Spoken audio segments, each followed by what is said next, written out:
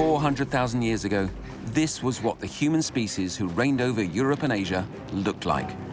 Their exceptional hunting skills helped them overcome some of the most savage prehistoric beasts.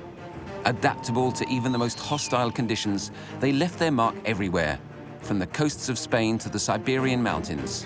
These were the Neanderthals. The last traces of these extraordinary hunter-gatherers date back 40,000 years. So what happened?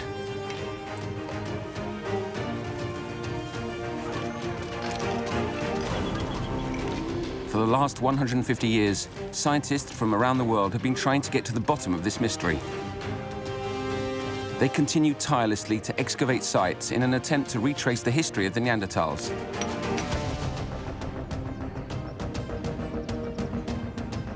Why did they disappear? Were they victims of climate change? Or of a devastating epidemic? Were they wiped out by other humans? Or preyed on by a formidable predator? Who or what were the culprits? All sorts of theories as to why Neanderthals disappeared have been put forward.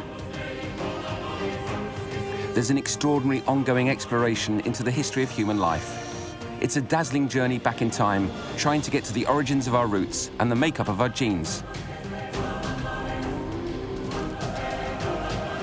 It's an unprecedented investigation of the prehistoric era that will allow us to get to the truth. Who killed the Neanderthals?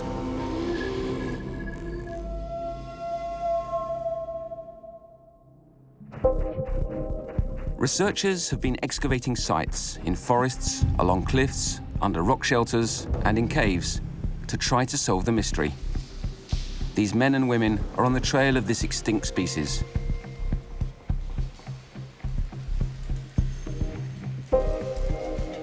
They've been examining clue after clue, analyzing the tiniest trace and the slightest piece of evidence.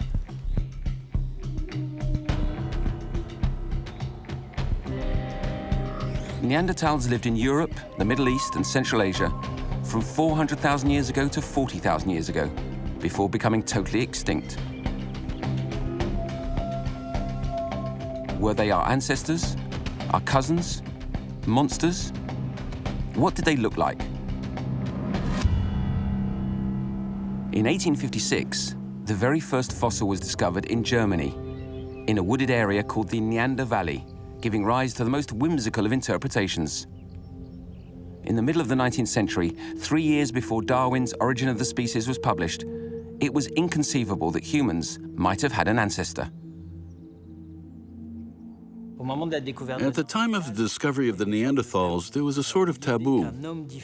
The idea that a different species of human could have existed was hard for many scientists to accept, simply because no other humans had been recorded in fossil collections. So just who could this human have been, with its elongated cranium and protuberant eyebrows? For many experts in the 19th century, it was merely the corpse of a Cossack returning from the Russian wars. The proof was in the numerous bone fractures which supposedly caused his death. There is an amusing story about the experts who imagined that the shape of the skull was due to the extreme pain the man had had to endure. This pain had made him constantly tense his face muscles, causing not only the elongated cranium, but the sizable protuberance above his eyes as well. But in the second half of the 19th century, other bone remains, similar to those of this first discovery, were found in other countries. In total, archaeologists dug up over 270 fossils across more than 130 sites. The scientists were no longer in doubt. They had before them the remains of another human species. But what was it? In 1908, Marcelin Boule, who founded the Institute of Human Paleontology in Paris, examined one of the first Neanderthal skeletons found in France, at La Chapelle-aux-Saints. His results were unsettling. They showed a certain number of deformities, a curved spine and bandy legs, similar to those of gorillas. Based on these findings, the Czech illustrator Kupka drew an aggressive-looking ape-like creature covered in hair.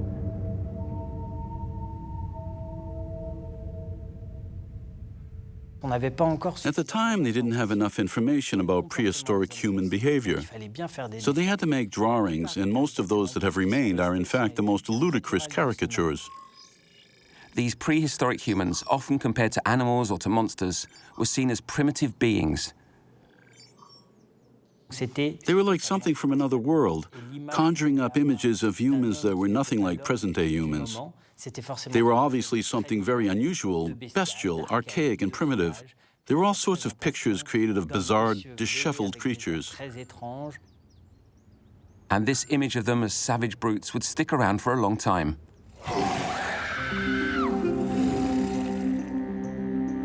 Were they ape-like creatures or humans crippled by spine-deforming diseases?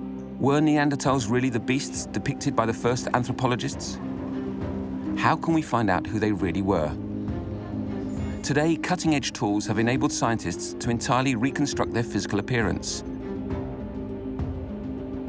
Each object is carefully dug up, numbered, and analyzed in order to come up with the most realistic composite image possible of the victim.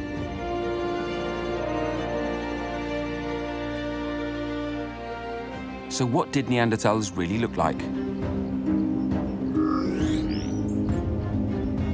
Using the remains of individual number 2 found in Spy Cave in Belgium, researchers at the Royal Institute of Natural Science have been working to create a 3D model of a Neanderthal skeleton.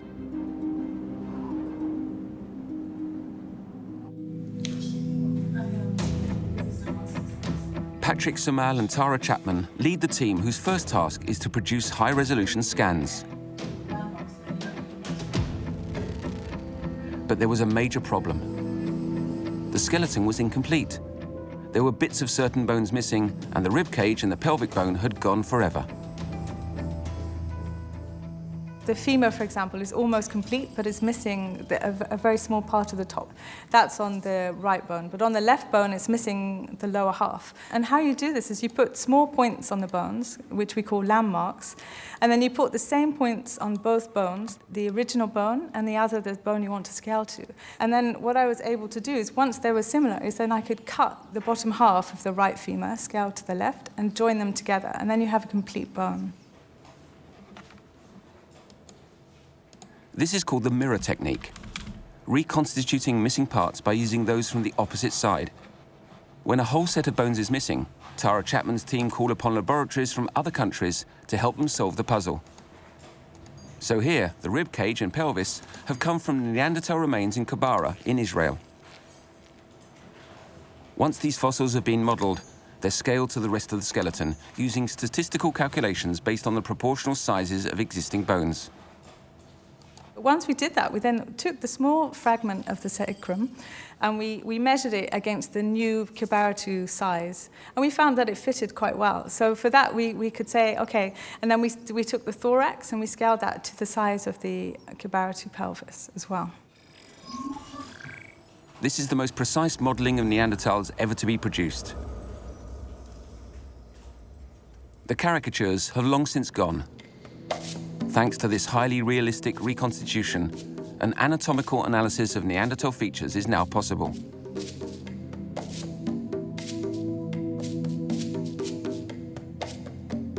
Will this help us to find out the cause of their extinction? So the cranial cavity is, on average, more or less the same volume as ours today, but the architecture is completely different from ours. The cranium is elongated, fairly flat and wide. It has a protuberant face with a broad, protruding nose. One distinguishing feature, a low receding forehead with a very pronounced supraorbital ridge. So the face was quite different from ours, especially as there was practically no chin under the lower jawbone. Could this physique, which was so different from ours, have been a handicap in their attempts to survive a hostile and brutal environment? These specimens were fairly sturdy, with an average estimated height of 160 centimeters. The skeleton indicated that they had a wide, barrel-shaped torso with powerful hands and feet. Their short legs and small stature made them exceptional wrestlers ready for any sort of fight. Neanderthals had a very sturdy physique with highly prominent joints, indicating substantial muscular development.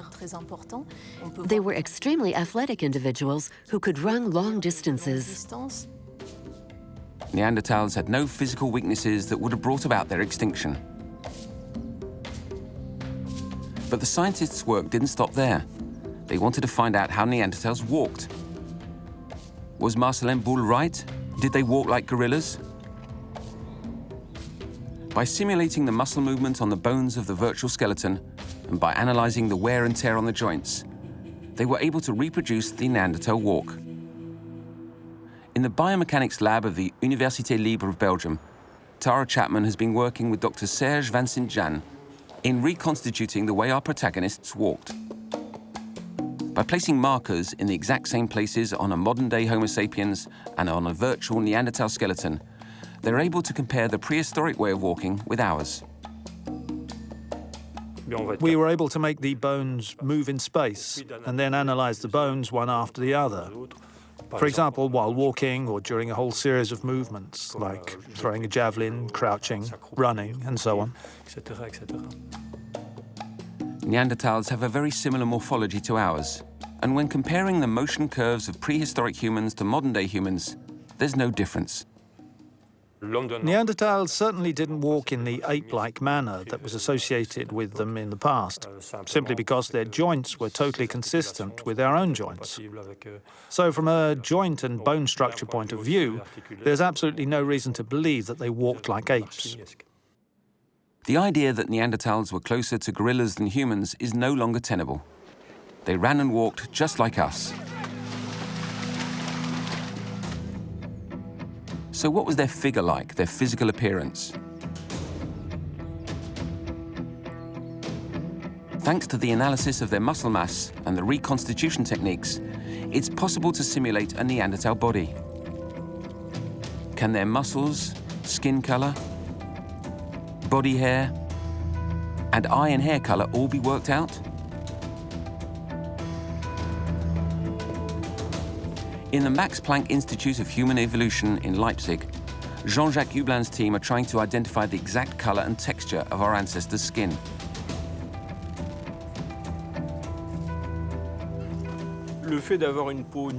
One of the fundamental characteristics of the human species is having very little body hair, since it's connected to their ability to sweat. It's related to the hunting methods of the first Homo genus in Africa, who were able to hunt their prey even during the hottest parts of the day. This is not what other predators who were more nocturnal used to do. Homo genus lost its covering of body hair 1.7 million years ago. When Neanderthals appeared 400,000 years ago, they were not furry creatures covered in hair. Their anthropometric profile is becoming clearer. Skin color is something that varies considerably in humans. Every time a population moves away from a sunny region, an area where there's lots of ultraviolet light, towards a region where there is less light, it results in a loss of pigmentation. Neanderthals lived in northern latitudes where light was scarce, and they would have had fair skin, which helps capture the sunlight and manufacture vitamin D, vital for bone strength.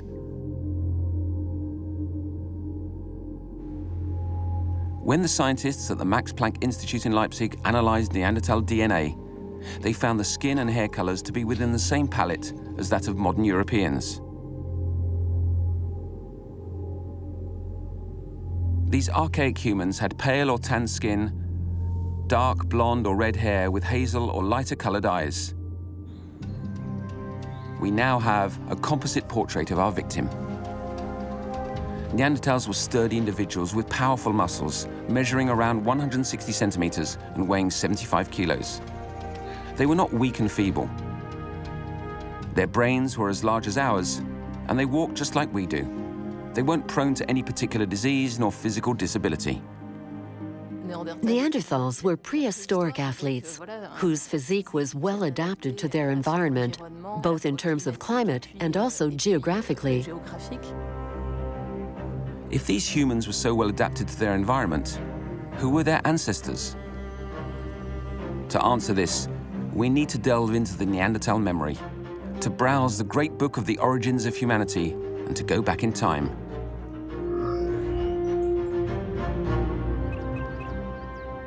In the Arago cave in the eastern Pyrenees, scientists discovered the cranium of the oldest known inhabitant of France. He lived on this planet more than 600,000 years ago and belonged to a subspecies called Totavel man. Researchers called him the European Homo erectus or Homo heidelbergensis. The skull dates back 450,000 years and belonged to a young adult in his 20s. Could Totavel man have been the ancestor to the Neanderthals? The bone analysis throws up numerous clues.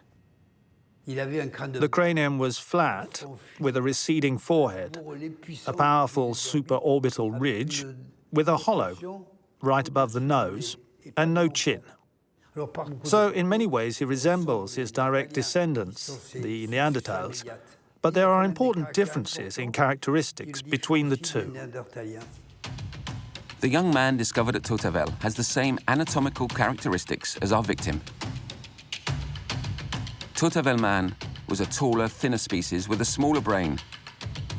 They weren't Neanderthals, but would evolve into them. For thousands of years, there was a succession of ice ages and warmer periods which isolated Homo heidelbergensis, confining them to Europe. Their bodies adapted to their environment, becoming stronger and stockier, and the size of their brains increased. Over the generations, Totavel man became Neanderthals. Totavel man were Neanderthals' ancestors and passed on their history. A history which has become that of the Neanderthals.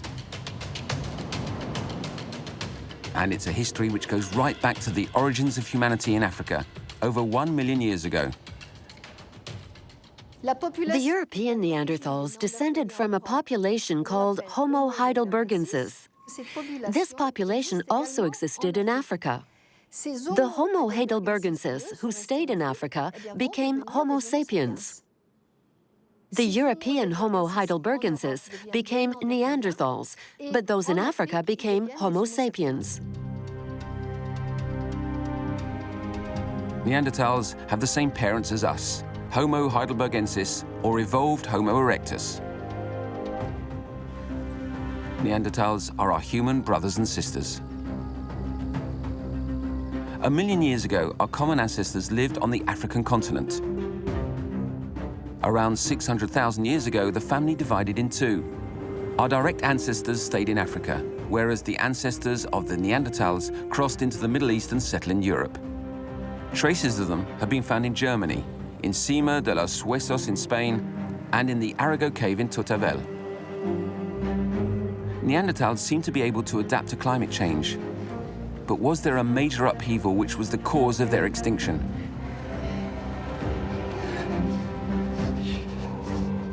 To find out more, it's important to know exactly when they became extinct. By dating the bone remains and comparing the data with the climate history of Europe.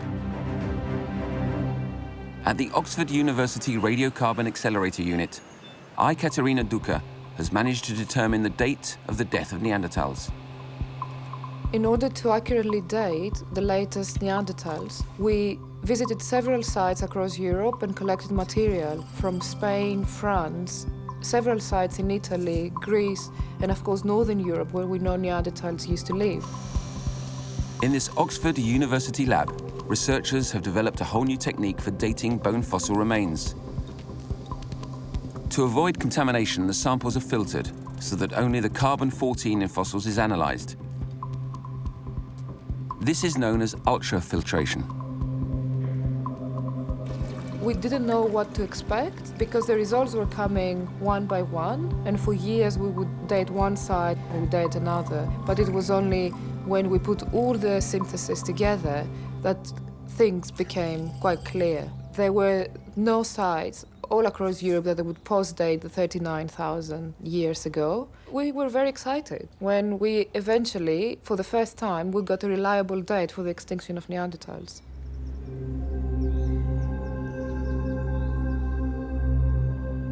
"39,000 years ago. The disappearance of the Neanderthals came much earlier than previously imagined. Scientists now want to find out what the weather in Europe was like at the time. Was the climate temperate, or was there a severe ice age?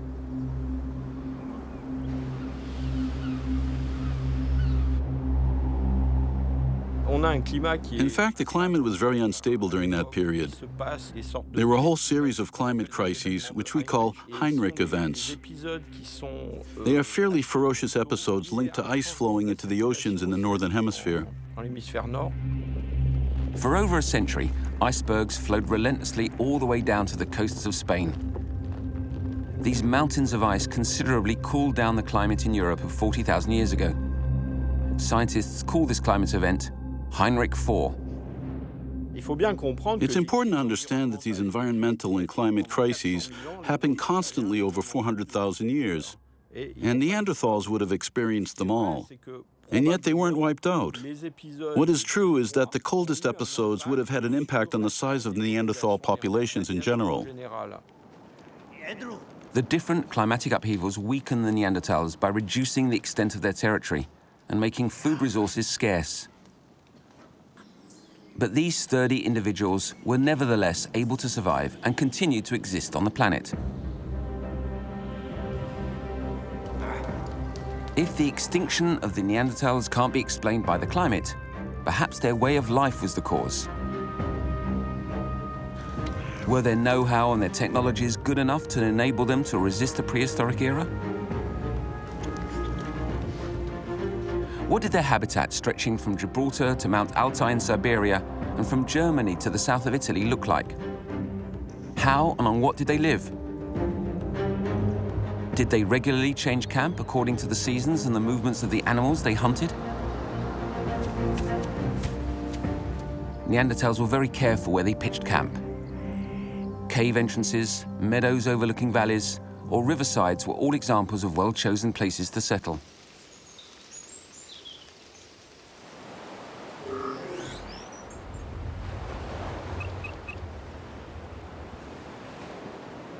Dominique Cliquet and his team found a most unexpectedly rich site beneath the dunes of the large beaches of the Cotentin Peninsula in northern France.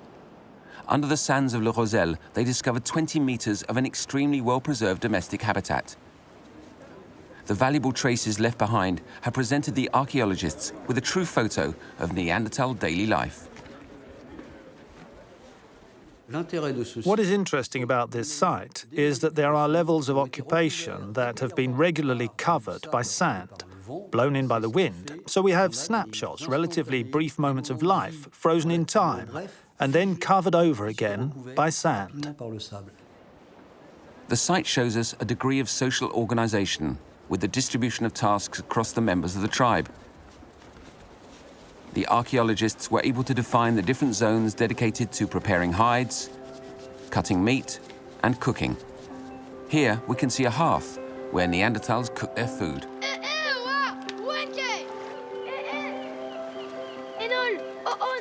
A clan made up of a dozen members regularly came to these dunes from autumn through to spring.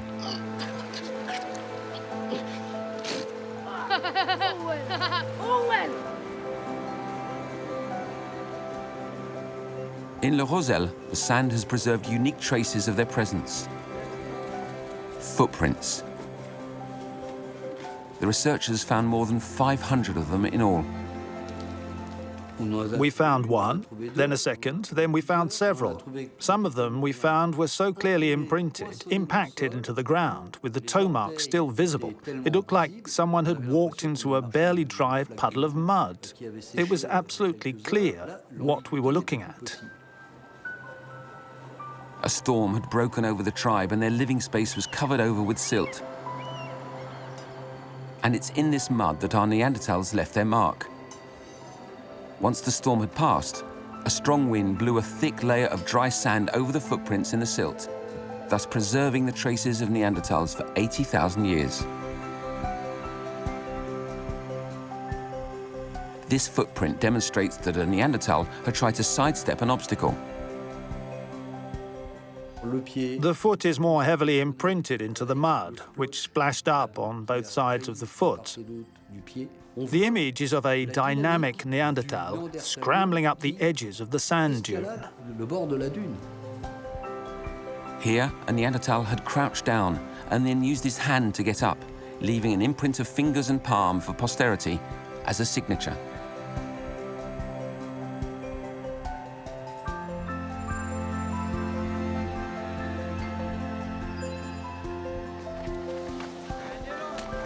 Neanderthals lived on this coastline in clans, composed of parents and children 80,000 years ago.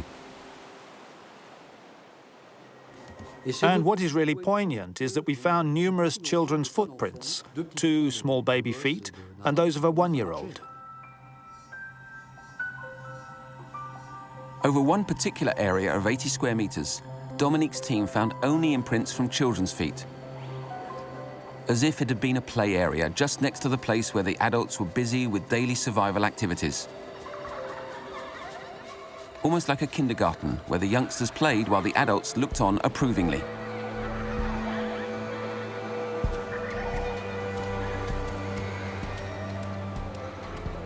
We could imagine their daily life, especially when we found trails of footprints. It was as if Neanderthals had just passed by. We almost turned round to check that they weren't actually behind us. Just like the sandcastles that we all built when we were children, this site is fragile. It only takes a drop of rain or a sea breeze, and these ephemeral traces of the past would disappear forever.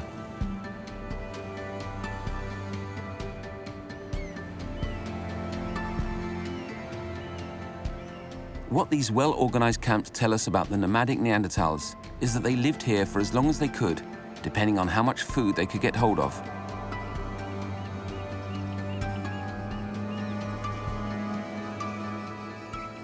More evidence of daily Neanderthal life can be found elsewhere in Europe. At Roque de Marsal in the French Dordogne, researchers uncovered numerous traces of hearths, as can be witnessed by the redness of these burnt rocks and the white-colored ashes found in the layers of sediment.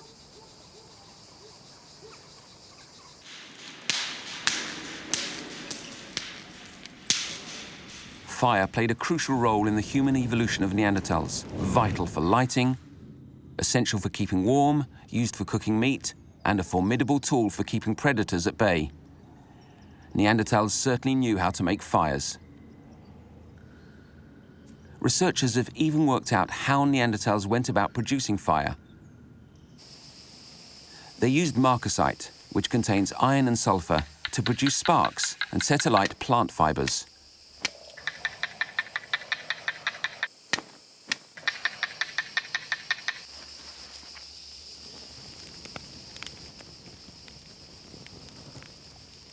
The striations left on some of the stone tools bear out this technique. Neanderthals mastered fire better than any species before them and used it as an indispensable ally in their survival. Other dig sites have come up with evidence enabling us to understand what and how Neanderthals ate. Is it possible that they died out because of some dietary deficiency? In order to find out what our victim ate, Amanda Henry, research scientist at the University of Leiden in the Netherlands, has been analyzing Neanderthal dental calculus. This layer of plaque found on teeth and gums holds all sorts of unexpected information about what Neanderthals ate. What we're looking for inside the calculus are tiny residues of plants, usually either starch grains or phytoliths that form during the plant's lifetime and that can last over archaeological time spans. And what we're looking for is the shape and the size and some of the morphological features of these starch grains and phytoliths in order to figure out what plant they came from. These vegetal remains showed that Neanderthals ate plants such as barley, tubers, water lily roots, and even dates. But there was something else that Amanda Henry found out.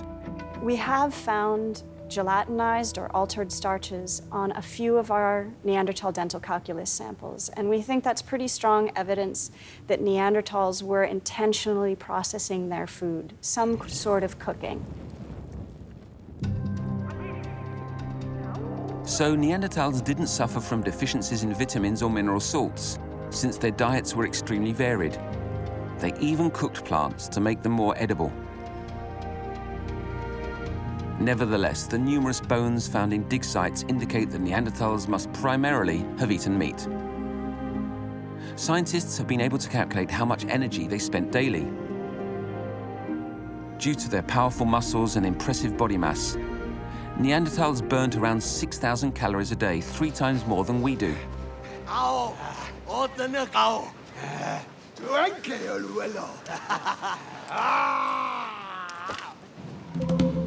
They would have had to eat meat every day to satisfy their needs. Could famine caused by a shortage of animals have been the cause of their extinction? Marilène Patou-Matisse is a researcher at the Institute of Human Paleontology in Paris and has studied animals from the Neanderthal era and how they were hunted. You can forget the naive, outdated image of the poor prehistoric man wandering around the frozen tundra trying to find food. This is totally incorrect. Our studies have shown that there was a great range of animals, and plenty of them could be hunted, especially as most of the prey were in flocks or herds. Finding food was not a problem.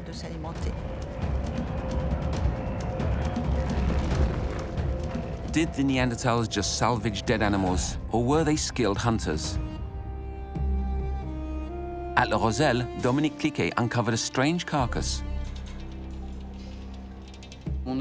We were fortunate to come across a fragment of the jawbone of a walrus. It was almost certainly an animal that had drifted down on an ice floe and was probably dead when washed up on the shore. The meat was probably scavenged, although I don't really like the expression, because it's associated with meat that's been left out for a while. And anyway, Neanderthals were like us. When they ate meat, they ate perfectly edible meat. And carrion meat can be dangerous. It has to be kept away from other carnivores such as vultures and hyenas. Researchers have also found out that a Neanderthal menu contained both fish and shellfish. They made the most of all the natural resources they could lay their hands on for daily survival. They were knowledgeable about their environment.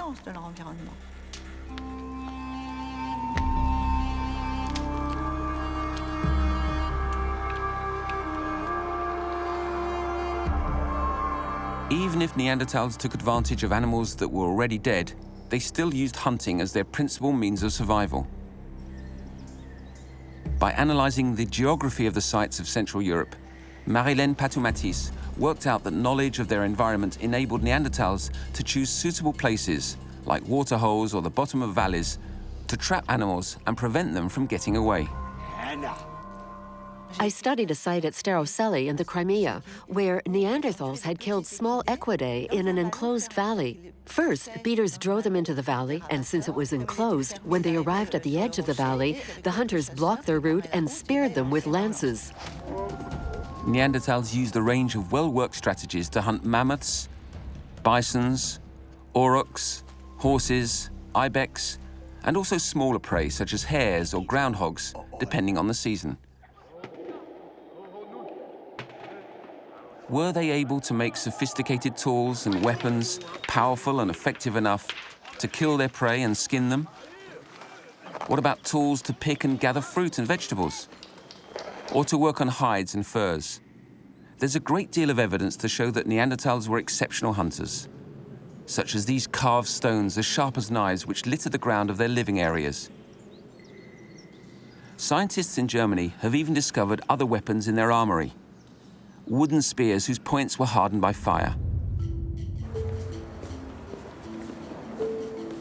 At the University of Nanterre in the Paris region, Eric Boyder is a prehistory technologist who has reconstituted the history of tools invented by humans. For him, Neanderthal inventions were as good as any other technical inventions of major importance. Before they came along, humans shaped rocks block by block like sculptors. But Neanderthals were excellent artisans and invented a new revolutionary tool-making technique. It consisted of cutting stone to produce sharp-edged flakes. They already knew what they wanted from a block of stone. The tool they were making had 10 technical characteristics, but in theory, the block of stone wouldn't inherently have them. The Neanderthal man or woman would first prepare the block, giving it a certain shape, and this shape would contain the very specific technical characteristics in question. So once the preparation had been done, they would strike the rock with one blow in the prepared place, and the flake that would be produced would have exactly the sharp edge required.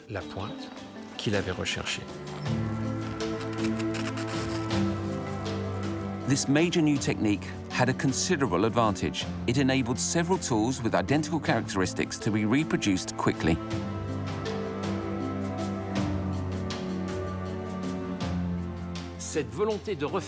This desire to reproduce the same flakes was connected not so much to a need for particularly sharp tools, but more to the possibility of standardizing or normalizing the handheld part.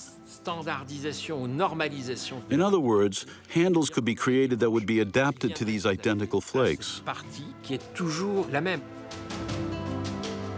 Neanderthals invented the assembling of objects. The heel shape of these flakes, like a peaked cap, is evidence of this. They knew how to attach carved stones onto a handle using animal tendons.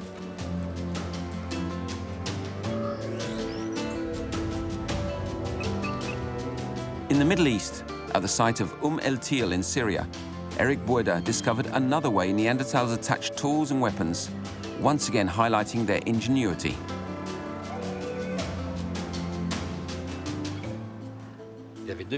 We found 200 square meters of flakes, remains of camels, donkeys, and hunted game. So it was clearly a normal camp.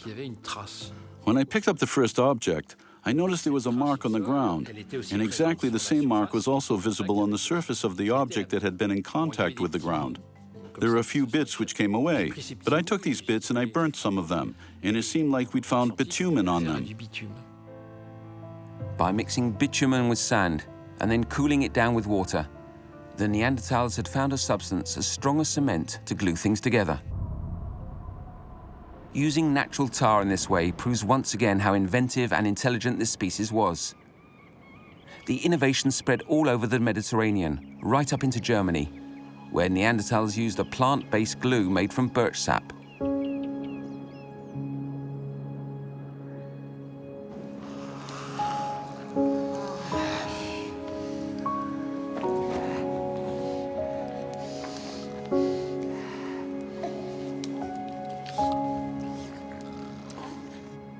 On the steep ledges of Mount Ortus near Montpellier in the south of France, Neanderthals hunted ibex from the end of January right up to the spring. During an archaeological dig at this hunting spot, Henri de Lumley uncovered an apparently insignificant piece of evidence, which nevertheless proved that Neanderthals didn't just hunt for food.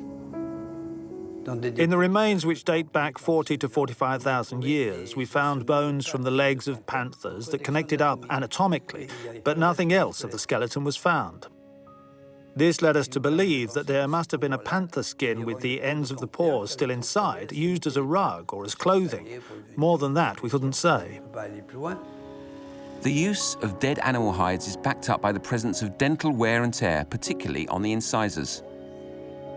It's proof that teeth were used as a third hand.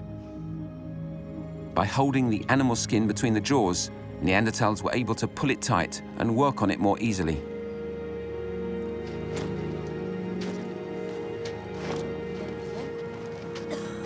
Masters of fire, revolutionary stonecutters, fearsome hunters, creative craftspeople, the picture of Neanderthals is becoming clearer. This great nomadic people clearly didn't become extinct through lack of know-how. So just how far did these tireless nomads travel?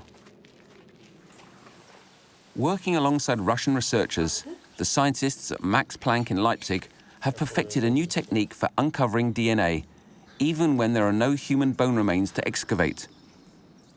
Here in the Siberian caves, they're analyzing the sedimentary layers. This is a fantastic new opportunity for archaeology. DNA contained in sediment layers enables us to tell if humans were present at a dig site, but also to tell if Neanderthals were there first, and then if modern humans arrived afterwards, and perhaps the Neanderthals came back again after that. It's a technique which allows a better definition of the geographic zones covered by Neanderthals, and also perhaps to find out if they went even further east, at the risk of getting lost. The oldest identified Siberian Neanderthals were discovered in the Denisova caves and arrived there during a period of global warming 120,000 years ago. At that time, glaciers only covered a very small section of the ice caps, and so whole populations could travel eastwards within Asia quite easily. There's a strong probability that the Neanderthals traveled to the easternmost territories beyond the Siberian mountains. Thanks to the techniques of sedimentary analysis, it's certainly possible to obtain DNA from open-air sites. And then we would have proof of the presence of Neanderthals in the Far East, in Mongolia, or in China. Neanderthals were completely at home in nature, and nothing suggests that their endless migrations led to their downfall.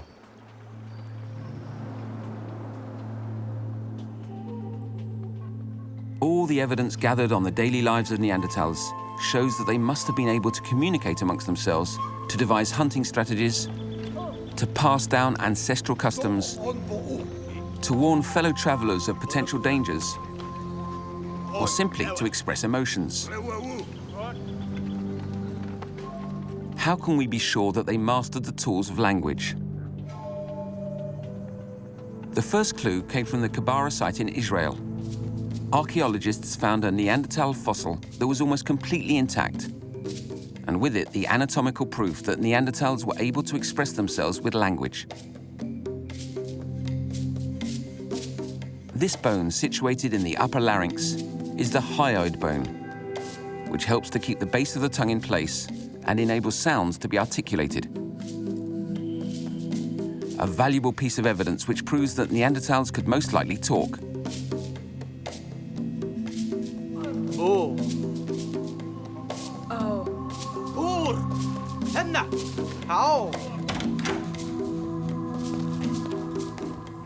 More evidence came to light thanks to the computer modeling of the cranium. Scientists were able to recreate the endocranium, in other words, the imprint of the brain. An endocranium is the somewhat magical image of something that doesn't get preserved in fossils. It's the brain. The brain leaves an imprint on the inner surface of the cranium because during our growth and development, both brain and skull evolve at the same time. The brain presses on the cranium and both are bound to each other as we grow. This cast of a Neanderthal brain imprint shows that they possess the same zones associated with language as modern-day humans. We're able to detect one by one the different areas of the brain. Here are the frontal lobes, the temporal lobes, and the occipital lobes. And the precision is such that we're able to observe smaller zones, the different convolutions, and the anatomical zones which are of a functional interest. Here we can see the extension of Broca's area, which is a zone linked to language production, for example. The third piece of evidence comes to us via genetics. In the Max Planck laboratories in Leipzig, scientists have identified the FOXP2 gene in Neanderthal DNA. This gene is fundamental in the development of language in humans. So Neanderthals could talk.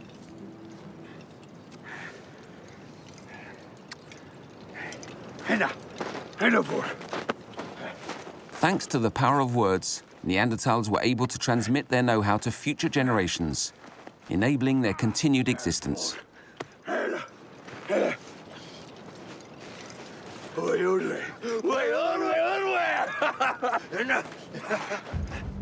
So if there's no material evidence in their daily life which suggests the cause of their extinction, could it have been to do with their relationship with others? What can the fossils tell us about the ties which bound the members of the tribe to each other up until death?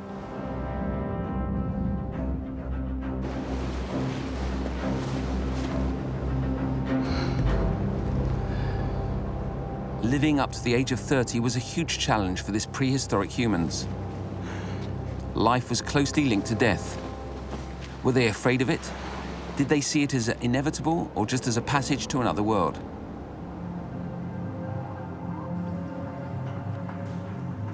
In Siberia, a team of Russian archaeologists from the Institute of Novosibirsk, led by Professors Ksenia Kolobova and Bence Viola, have been carrying out digs since 2010.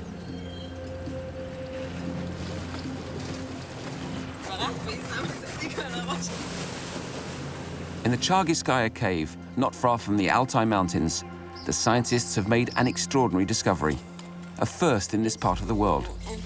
More than 80 Neanderthal bone remains. We found a complete Neanderthal living space in the Chargiskaya cave, where they'd left evidence of their daily lives. They hunted, carved stones, and made fires. The cave is not very big, and there were about 10 to 15 members in the clan.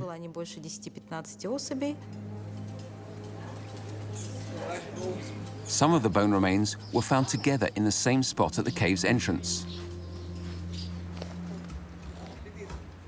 A vast majority of these bones came from the same individual. For example, there was a right arm with the shoulder blade, collarbone, humerus, ulna, and radius. It's almost certainly an intentional anthropogenic deposit. The arm is in its entirety and bears no traces of animal bites. So these are not the remains of a predator's meal. These bones were buried in a tomb. This was a clan burial from as far back as 50,000 years ago. However, nothing here indicated that there had been any particular ritual. Neanderthals buried their dead. The first Neanderthal tomb in France was discovered at La Chapelle-aux-Saints, near to Brive-la-Gaillarde in the southwest. Sheltered under the rocks, the deceased was buried in the fetal position, with the head facing the east. In other words, towards the rising sun.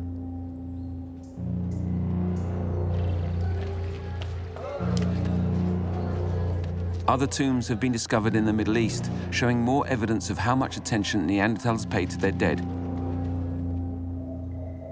The corpse was often decorated with objects, placed there like offerings: plants, animal bones, carved stones, traces of ochre or even shells.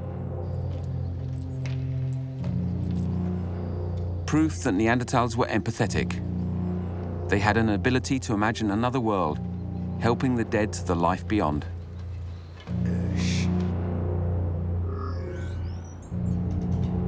Numerous Neanderthal skulls, dating back around 120,000 years, were excavated at a remarkable site at Krapina in Croatia.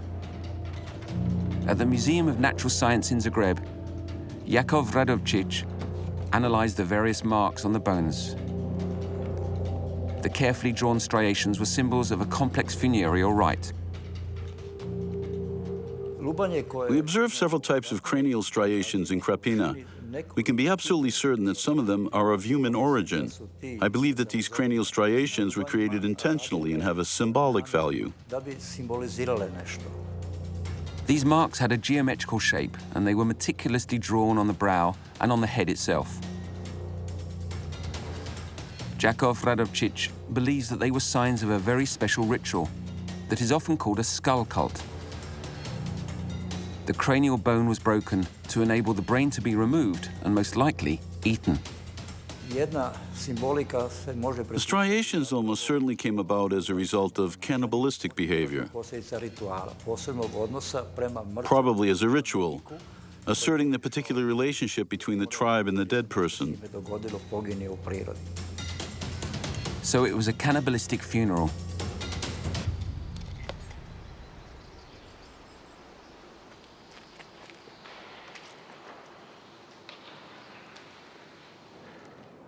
The Krapina fossils are not an isolated case. Other signs of cannibalism have been found on other dig sites.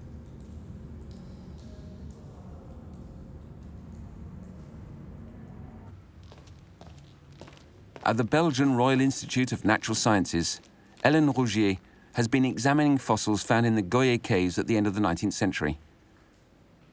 She too observed similar traces on the bone remains. In the caves, we found a whole collection of Neanderthal bones from the rather piecemeal remains of at least 6 individuals. And the reason for this fragmentation was that the bones had been broken so that the marrow could be extracted. This was after the muscles and the skin had been removed and the body completely torn apart. These marks on the bones are a sign that the Neanderthals deliberately cut away the skin. Here we can see that the bone had been broken, even though the person was already dead. And so it wasn't the burying of the bones which caused them to break.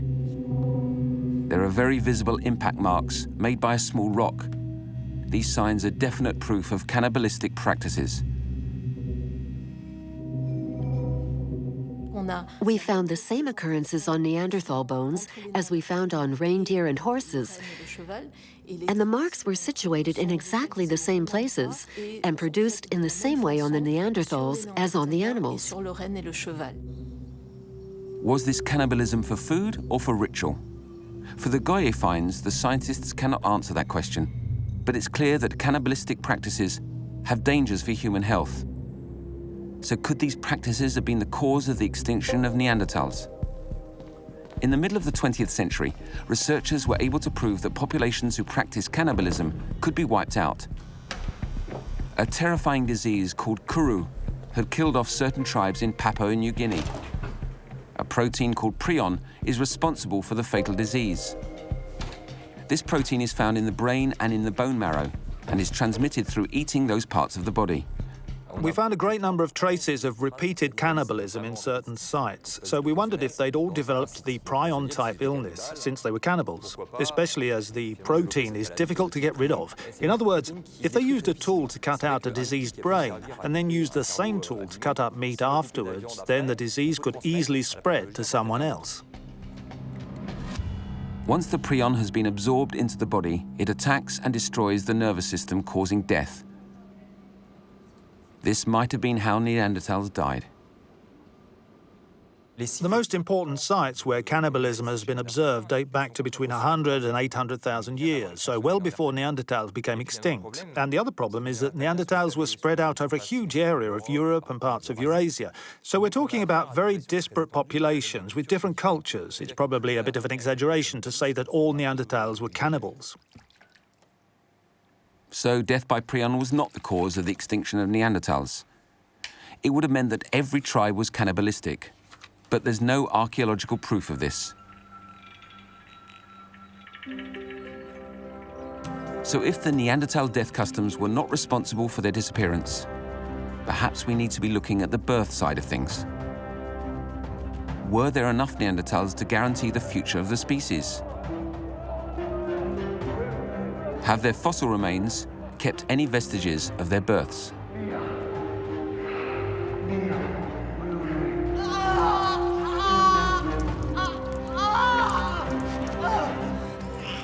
Did a low birth rate bring about the extinction of the Neanderthal people?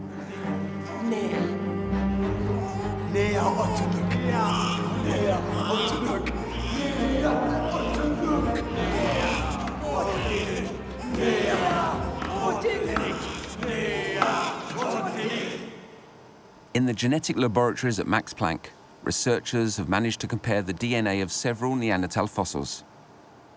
Basing their results on the number of fossils found and their genetic similarities, these paleodemographers are able to estimate the size of the Neanderthal population. The measure that we usually obtain from the analysis of sequence data is what we call the effective population size. And Neanderthals usually go in the low thousands or the low 10,000s. The effective population size helps to measure the genetic diversity of Neanderthals. It seems it varied between 1,000 and 10,000, depending on the period studied. These variations in genetic diversity that can be detected in the DNA correspond exactly to the Earth's different climate periods.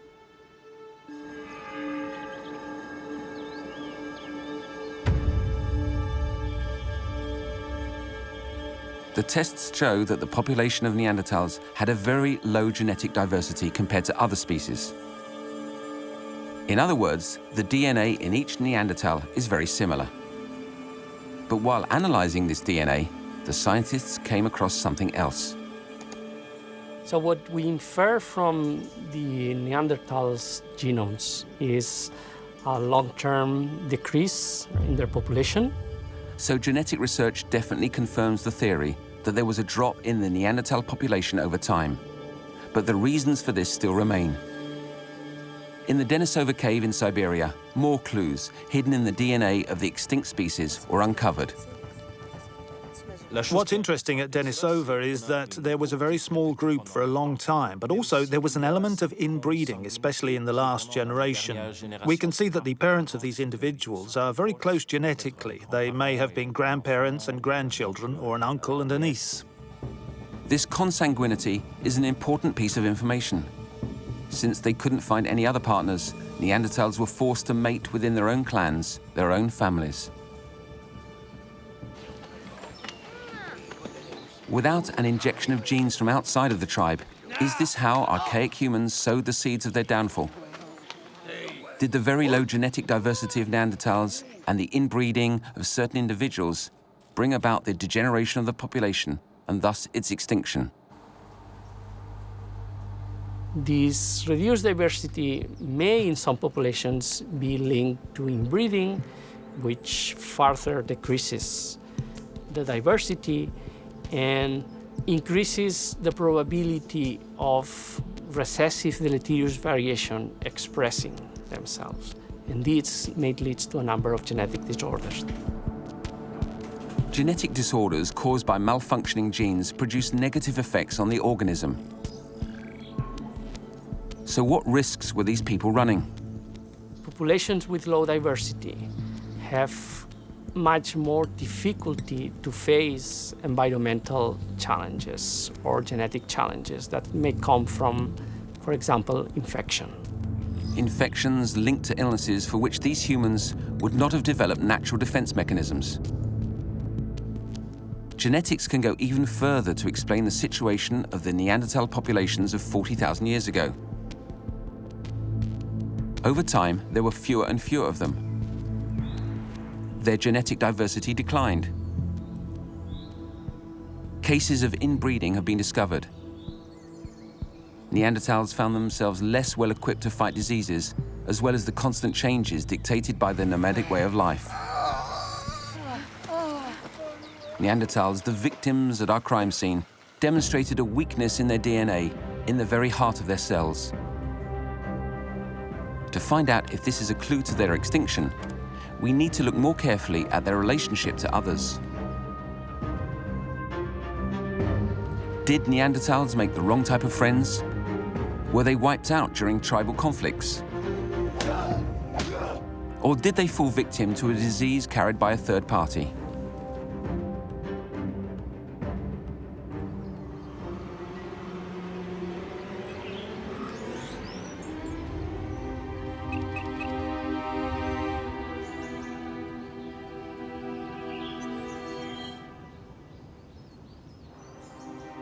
In the Asturian hills in northern Spain, at the end of a long forest path, is a small passage leading deep underground.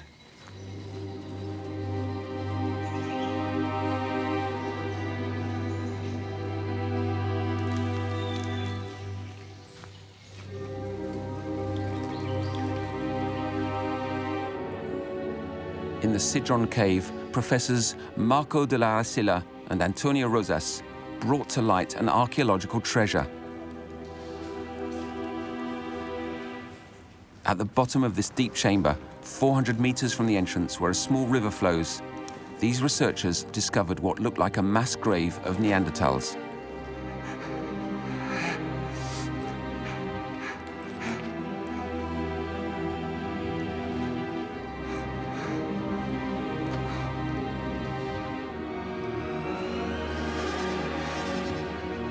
In all, nearly 2,600 bones were excavated. What could have happened? Is this a proof of mass extermination? El Sidron assemblage is the largest Neanderthal bone assemblage ever found in the Iberian Peninsula. and we have identified a minimum number of 13 individuals, 7 adults, 3 adolescents, 2 juveniles, and 1 infant.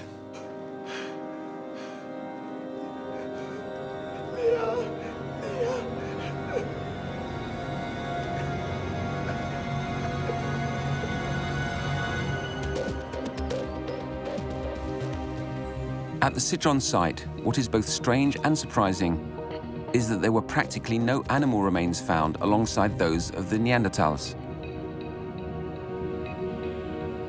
Usually, the assemblages come from different periods. In this case, because of the special condition of the site, we are in front of a single biological and social Neanderthal group. This is quite special for this kind of site, and it makes the Sidron a very particular place. The DNA found in the remains of these 13 Neanderthals confirmed their biological relationship.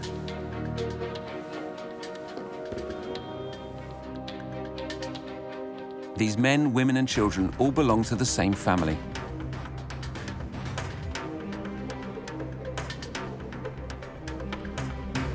Their bones were crushed and their skulls broken into small pieces. How can the sad fate of this tribe be explained? At the University of Madrid, Antonio Rosas analyzed these remains. What did the results show? What happened to the Sidron tribe of 13 Neanderthals? We have found different evidences to support the hypothesis of cannibalism. The clearest are what we call cut marks. We found marks of cannibalism in adults and also in immature individuals. Cannibalism again. The bones had been broken open for the marrow. Was this Neanderthal clan devoured by bloodthirsty warriors? The carbon dating was to provide some answers. We have essayed several methods for dating the assemblage. Actually, we got a very consistent dating, and the age is 49,000 years old.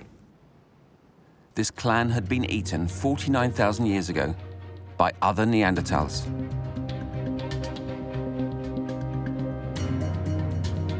After the fatal feeding frenzy, a storm broke. The river that runs through the rocks carried away the remains of this cannibalistic feast into the depths of the cave, which is where the fossils of this tribe were discovered. Were the Sidron 13 victims of intertribal conflict? Were they martyrs of a sacrificial rite? Or a meal for another famine-affected clan? If Antonio Rosas can't come up with the answers, there are similar traces of violence elsewhere which could provide some explanations.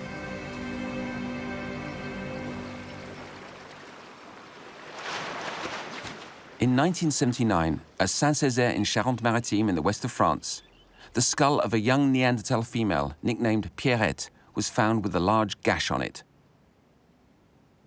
In the Middle East, other fossils have been found with serious injuries to the head and limbs. Are these a series of clues which point to the consequences of a bloody war? Were Neanderthals perhaps victims of what we call nowadays a genocide? Did they come into contact with another species of human?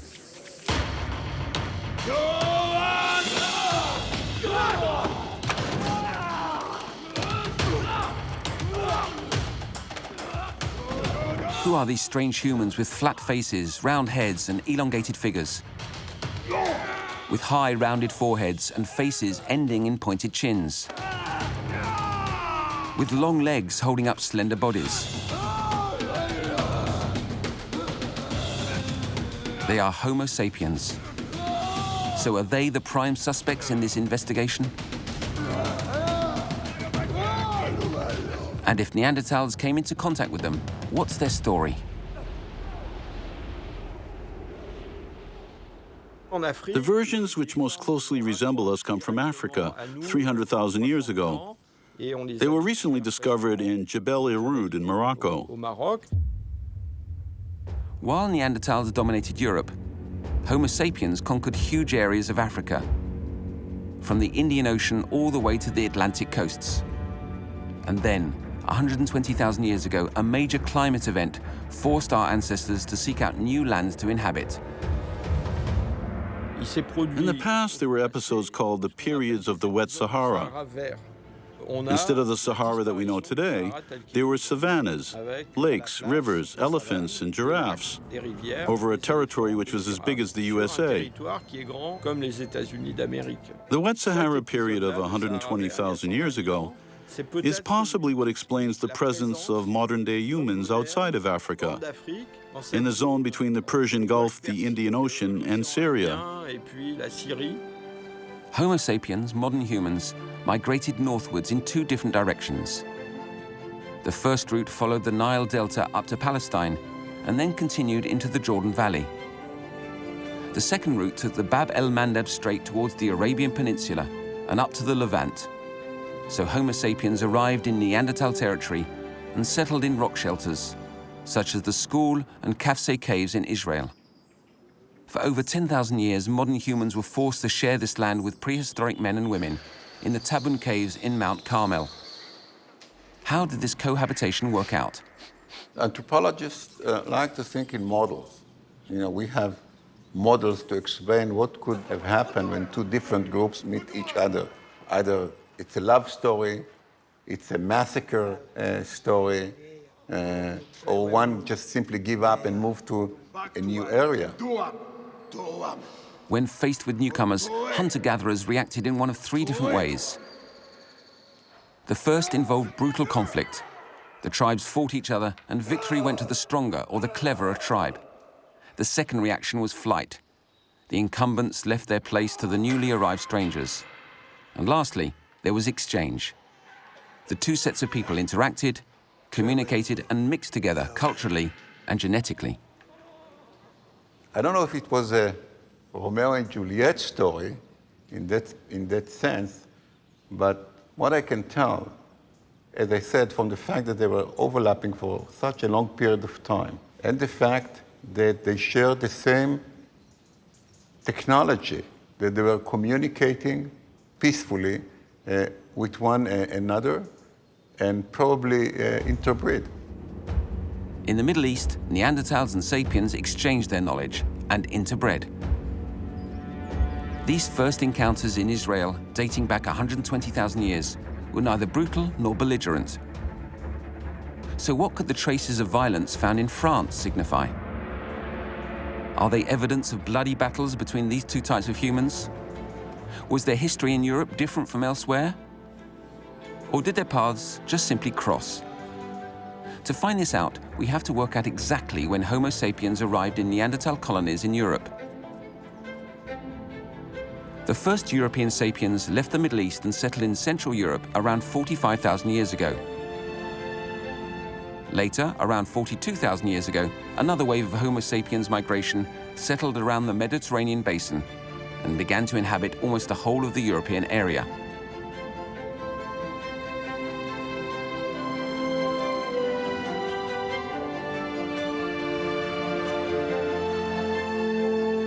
"42,000 years ago. That's the date attributed to Pierrette, the Neanderthal female with a fatal head wound found at Saint-Césaire. This clue could well prove that there'd been a clash between Homo sapiens and Neanderthals. Could we then infer that there was already such a thing as war in prehistoric times? The conditions of life at the time, the low population, the vast areas of land, the abundance of animals, the ample amount of food, and so on, all show that there were no conditions that we're aware of that would have provoked violent outbreaks. So if there hadn't been any warlike clashes, what could the visible injury on the Saint-Césaire fossil mean? When there's a mark of a blow to the head, a single blow, it's impossible to know if this blow was delivered deliberately by someone else or if it came, perhaps, from a hunting accident. There's also the possibility, and it occurs from time to time, of it being interpersonal violence, but then it's just between two people and doesn't constitute a massacre.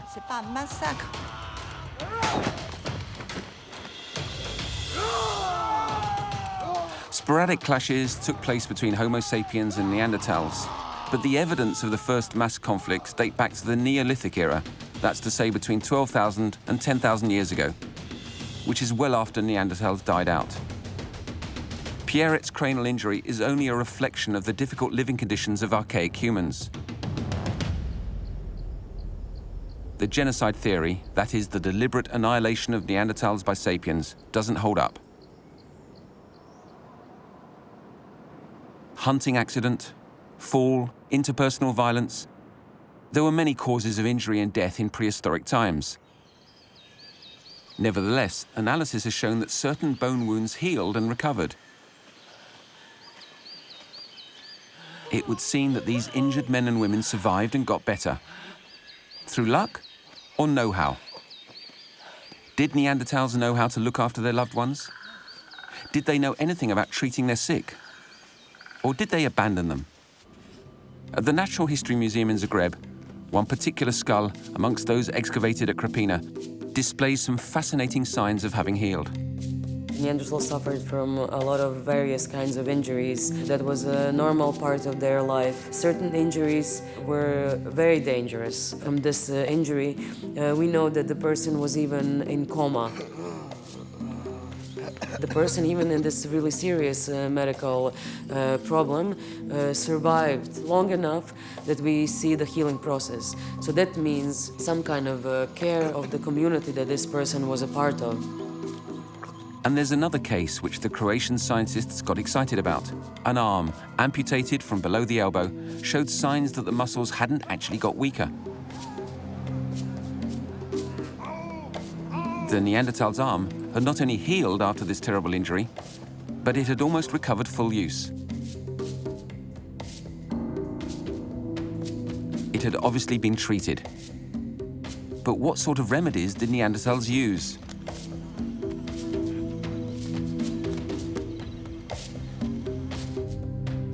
In the calculus of a decayed tooth in a fossil from the Sidron site, Australian researchers found traces of an antibiotic fungus capable of destroying bacteria, as well as traces of willow bark, which is a natural painkiller. Neanderthals had medicinal knowledge for curing the aches and pains that they suffered from. They mastered nature's secrets like witch doctors.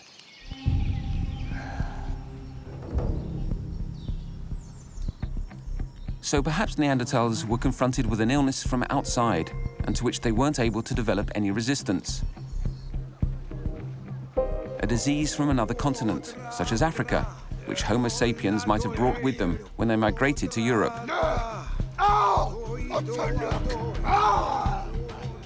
Could an epidemic have been the cause of the extinction of our protagonists?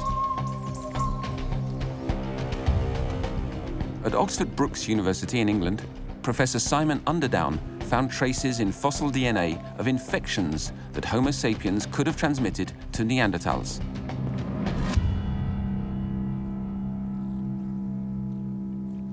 Could these diseases, carried by Homo sapiens, explain the disappearance of our victim?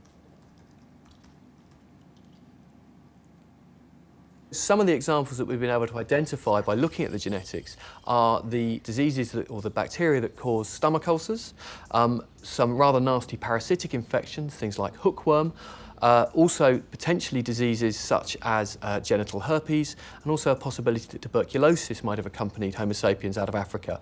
These would all have been things that the Neanderthals would not have encountered before. Could these infections, carried by Homo sapiens, explain the disappearance of Neanderthals?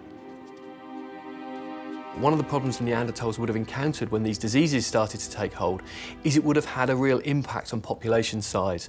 Populations have to have a viable number of individuals in order to be able to reproduce. If they don't have that, it starts to knock out those populations, ultimately leading to either localised extinction events or a much wider process of extinction on a continental scale. The narrow genetic diversity of Neanderthals meant a large number of individuals were vulnerable, and the reduced size of their population was a major handicap in fighting infections.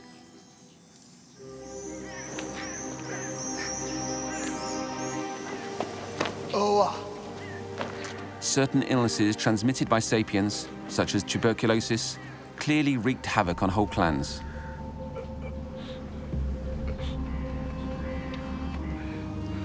unwittingly, contact with modern humans meant that Neanderthal tribes succumbed to infections. Their population decreased over the course of time.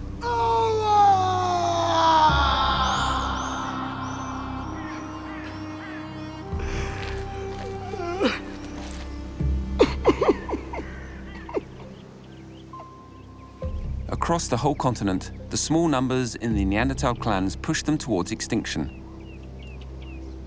But even if diseases contributed in making our victims more vulnerable, this alone cannot explain Neanderthals' disappearance. So was it the ingenuity and creativity of Homo sapiens which hastened Neanderthals' exit from the path of evolution?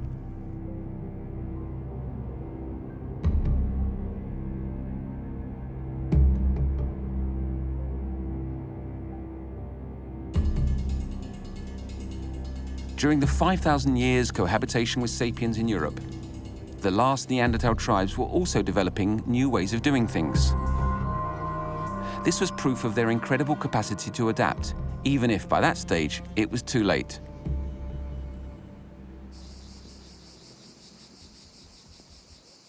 At Saint-Césaire in Charente, or at Arcis-sur-Cure in Burgundy, Neanderthals crafted ornaments, like necklaces made out of the teeth of wolves, foxes, or bears, or out of perforated shells.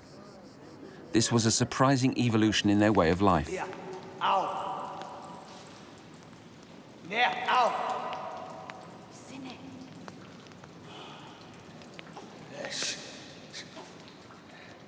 Once they came into contact, whether their interactions were positive or negative, exchanges clearly took place.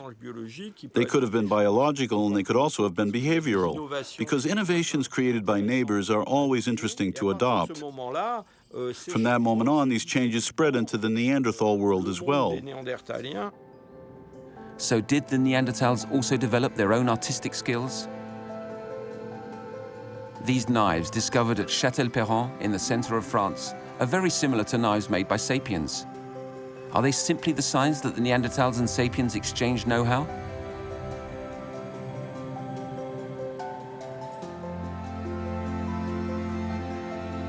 Because Neanderthals certainly didn't wait for sapiens to arrive to develop their own aesthetic values. They weren't the stereotypical crude beings insensitive to the beauty of the world. For example, they crafted this fragile rock crystal excavated from Abri des Merveilles in the Dordogne. At the back of a cave 180,000 years ago in Bruniquel in the south of France, they put together unusual stalagmite structures. In Gibraltar 40,000 years ago, they carved a mysterious symbolic shape on a rock. In the Krapina caves in Croatia, Davorka Radovčić found, amongst the other 130,000-year-old remains, claws belonging to 3 different eagles. We noticed that there is 8 talons in the Krapina collection, and we noticed that all of them have some kind of human-made modification. These traces are the proof that plant fibers or animal tendons were cleverly tied around the eagle's claws. And because there are some modifications that indicate that they were somehow rubbed against each other, some kind of polishing on these talons, and we think they were using these claws as some kind of ornaments.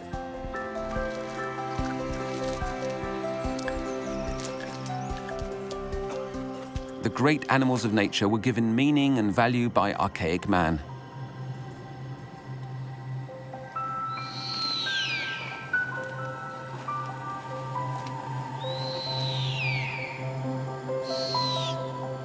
In Italy and in Spain, the remains that have been found of the wings of golden eagles and black vultures prove that their feathers were used as ornaments. In the imagination of Neanderthals, these large birds of prey weren't just ordinary birds. Neanderthal art expressed itself in many ways. They wore trinkets made out of shells. They used ochre and manganese pigments to decorate their bodies. And they wore animal skins and other objects.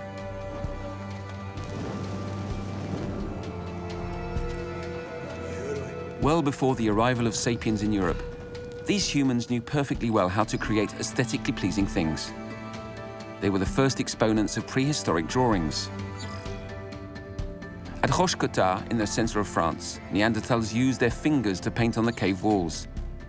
They carved out this stone and inserted a piece of bone to make a face.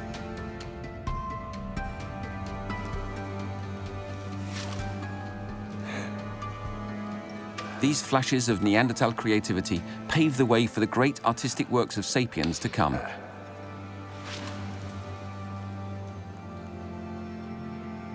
Neanderthals and sapiens exchanged their know-how. But did they go further than that? Did they have intimate relationships which produced children?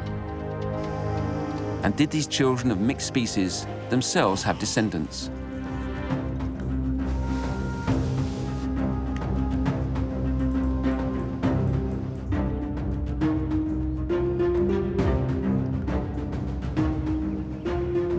In 2010, Professor Svante Paabo and his team pulled off the amazing feat of deciphering the genetic sequences found in Neanderthal remains in the Vindija cave in Croatia.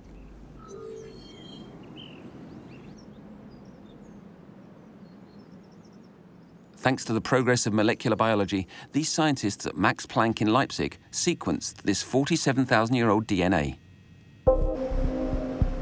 What these tests highlighted is that Neanderthal DNA is as close as 98.5% to our own DNA.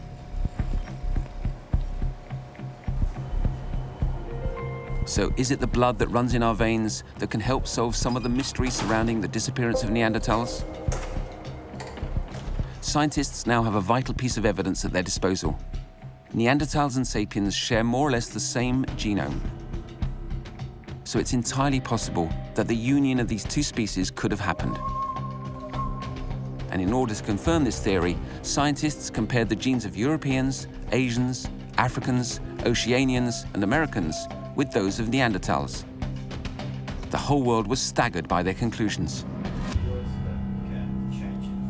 What we found when we first sequenced the first Neanderthal genome was that people that live outside of Africa today all carry small amounts of the Neanderthal genome. In the range of 2% of the genomes of all people outside of Africa come from interbreeding with the Neanderthals, and we estimate that that happened somewhere between 50 and 70,000 years ago.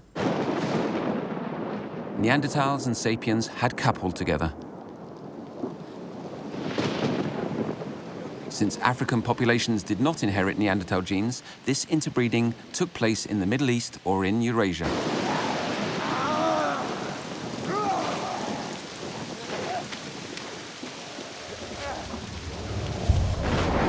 Genetic research has proved that Neanderthal blood runs in our veins. All we need is the archaeological proof. In the spring of 2002, at Peștera cu Oaz, in the heart of a Romanian forest, a team of scientists entered a small cave into which a river disappeared. In one of these deep galleries, the researchers dug up human remains. After tests, they turned out to be fossils of Homo sapiens. The first thing we found was a jawbone, which we called OAS1, and it turned out to be the jawbone of a sapiens. We then found remains from at least 2 other individuals. One had a skull which was almost completely intact, not the other one. We were able to carbon date these fossils straight away. These Homo sapiens fossils came from the first modern humans to have crossed over into Europe. They date back 42,000 years. Fortunately, and this is what's so wonderful about the discovery, we were able not only to carbon date the fossils, but we were also able to test the DNA. These tests showed that part of this sapiens fossil's genome came from Neanderthals. This Homo sapiens had around 6% of Neanderthal DNA, which is much higher than in humans today. This implies that this individual had a Neanderthal ancestor going back 8 generations, or no more than 200 years.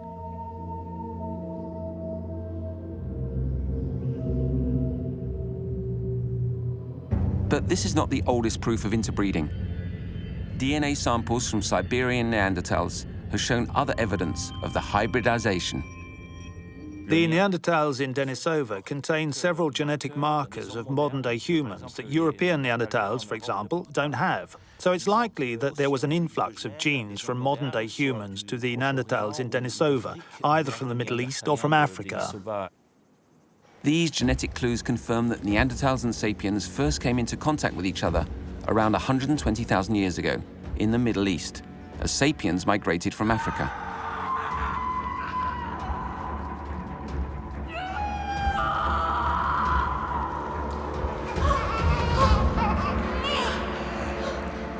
The fossil remains in Romania and in Siberia prove that Neanderthals and Homo sapiens coupled during at least 2 periods in the course of history. Once around 120,000 years ago, and a second time around 60,000 years later. These 2 periods of genetic intermingling took place in the Middle East and in Central Asia. Neanderthals transmitted a part of their genome. Outside of Africa, every human possesses about 2% of Neanderthal genes, and they're never the same ones. Put all together, there is more than 30% of Neanderthal genetic material which lives on in us. So what is the genetic material that we inherited?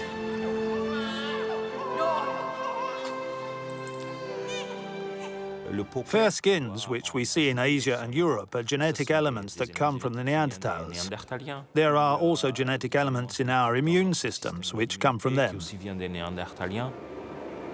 geneticists have uncovered a vital gene in our defense system passed down by Neanderthals. It helps to fight infections, and it's called the HLA gene. Neanderthals have helped us to protect against illnesses. Humans carry a lot of variation in their genomes, and some of that variation comes from Neanderthals. And some of it is positive and some of it is negative. So we have alleles from Neanderthals that protect us against some diseases, and we have alleles from Neanderthals that increase our risk for some diseases. For example, our risk of type 2 diabetes is increased by a Neanderthal variant. The process of analyzing Neanderthal inheritance is far from over. Genomics, the science of sequencing and mapping genomes, is only just beginning to give us an overall view of what our ancestors have passed down to us.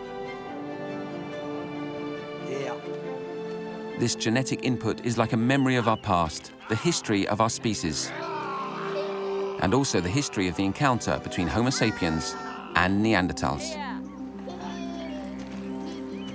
The fact that all people outside of Africa have a small proportion of Neanderthal DNA floating around in our genome, this really makes us question how far the Neanderthals have really become extinct.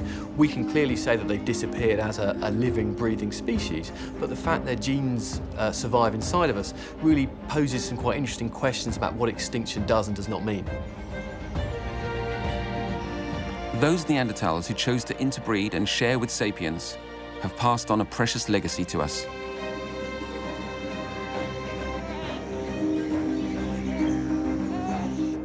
We accumulate new genetic variation driven by changes in our environment. And we also gather new genetic variation by interbreeding with closely related groups like the Neanderthals. I think no one had thought that that was a very important feature in human evolution. Both modern-day humans and Neanderthals have a common heritage. And even if they're no longer around as a related species, the memories of the journey that we made together live on. I don't make a sharp distinction between Neanderthals and modern humans. Those are 2 hominid groups, and I tend to put them together. It's not just we are carrying certain amount of Neanderthal genes. In a way, we are all Neanderthals as we are all modern humans. The Neanderthals, our human siblings, children of Africa and of Europe. Oh. Prehistoric athletes, skilled hunters, pioneering artists and outstanding craftspeople, inventors and ingenious engineers, tireless travelers exploring their limits, healers, doctors, and herbalists. carers of children, families and clans to the end of their days, their heritage goes beyond the genes that they passed down to us. No one killed off the Neanderthals. Neanderthals live on in us.